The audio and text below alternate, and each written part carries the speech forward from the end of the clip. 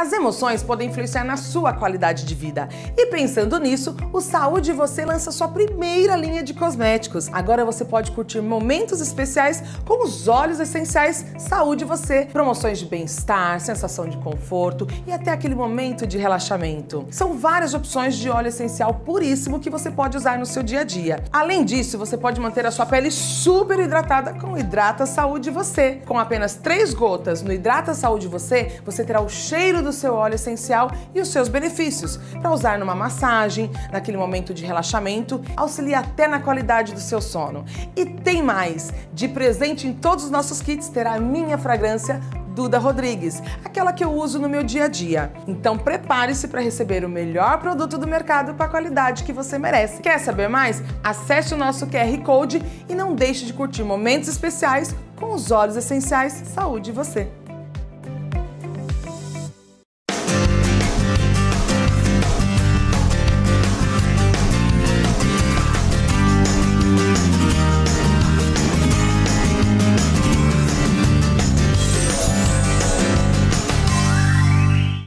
Seja bem-vindo à Saúde Você, mais um episódio para trazer temas importantes para vocês. Eu continuo aqui, tô de repouso, tô na reta final, mas já eu volto com muita informação de saúde. Hoje o nosso convidado especial que vai bater um papo com o Tarcísio é o Dr. Moraes Júnior, um querido, um médico maravilhoso, um ser humano incrível. E eu convido você para assistir essa entrevista que vai te dar uma dica muito importante. Fica de olho. É isso aí, Duda. Obrigado pela confiança. Estamos aqui no Estúdio Caras para mais um programa Saúde Você. Obrigado você, telespectador internauta. E temos o prazer aqui em receber o Dr. Moraes Júnior. Muito obrigado pela sua presença, Dr. Moraes, um grande renomado médico na área endovascular, cirurgião vascular. Temos o prazer aqui de recebê-lo. Tudo bem com o senhor? Tudo jóia, Tarcísio. Muito obrigado pelo convite, pela oportunidade de a gente estar falando sobre um tema tão importante. Nós que agradecemos. Aliás, muito importante mesmo, que o tema é o AVC, né, acidente vascular cerebral, e temos o prazer, então, de falar sobre esse grande tema, onde o senhor poderá passar para os nossos telespectadores e internautas um tema tão importante, de vasta importância para a população, né?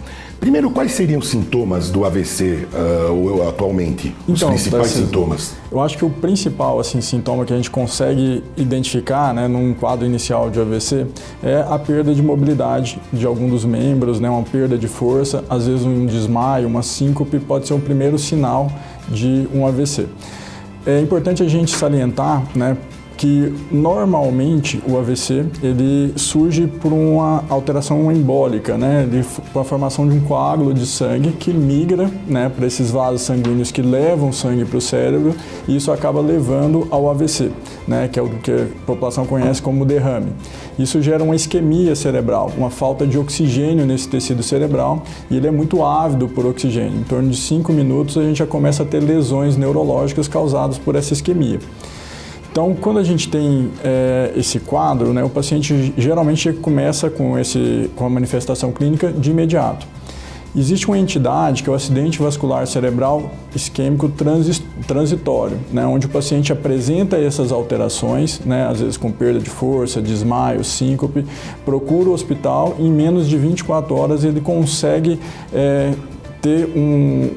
desaparecer completamente esses sintomas, ou seja, ele consegue ter uma revascularização daquela área cerebral que foi isquemiada por um período muito pequeno, né, transitório, e ele consegue reverter todos esses déficits sensitivos e motores causados por esse acidente, e isso dura em torno de 24 horas. Mas sem sequela, doutor? Desculpa te cortar. Sem sequelas. Essa entidade seria o AVC isquêmico transitório, né, que já pode ser um sinal clínico de algum grau de obstrução na circulação cerebral. É muito frequente pacientes que têm acúmulo de placa de colesterol nas artérias carótidas, que levam sangue para o cérebro, apresentarem como primeiro sinal esses AITs, né, esses acidentes vasculares cerebrais transitórios.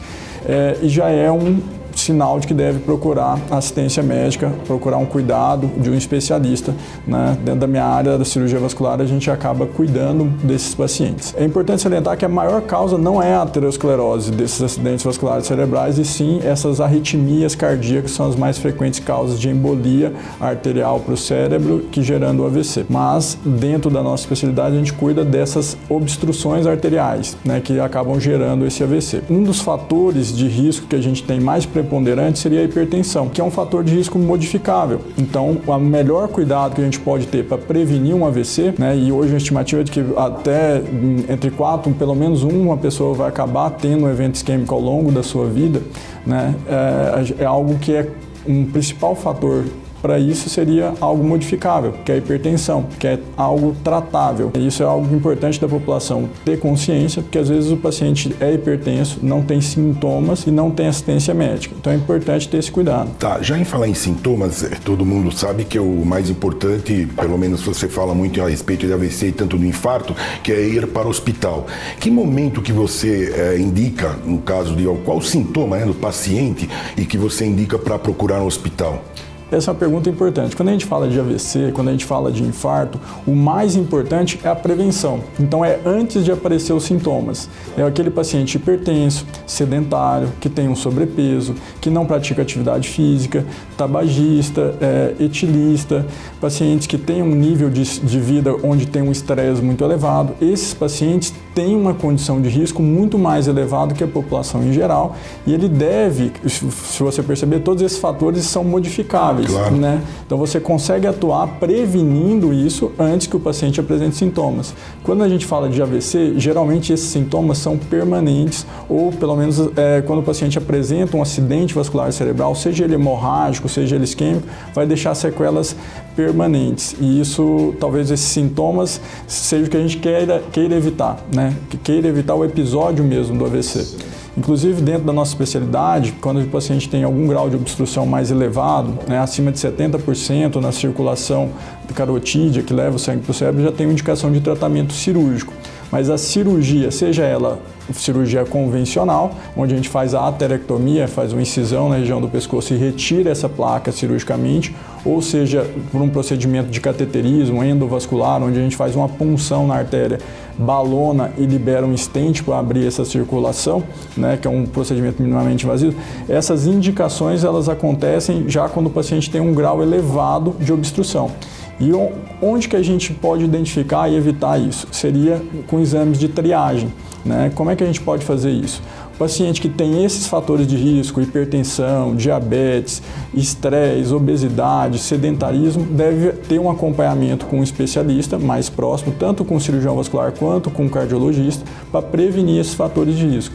E um dos exames que a gente utiliza para essa triagem é o ultrassom Doppler arterial das artérias carótidas vertebrais. É um exame indolor, inócuo, não afeta o paciente, é um procedimento que não tem risco para o paciente e consegue dizer para nós o grau de obstrução que esse paciente tem. Tudo graças à tecnologia, né? Muito interessante, né? Sem, como você falou, minimamente invasivo, né? No caso. Exato. E aí, no caso do AVC, como vamos aí, no caso do infarto e AVC, vamos falar assim, o infarto você tem uma idade onde falam que o infarto é mais perigoso.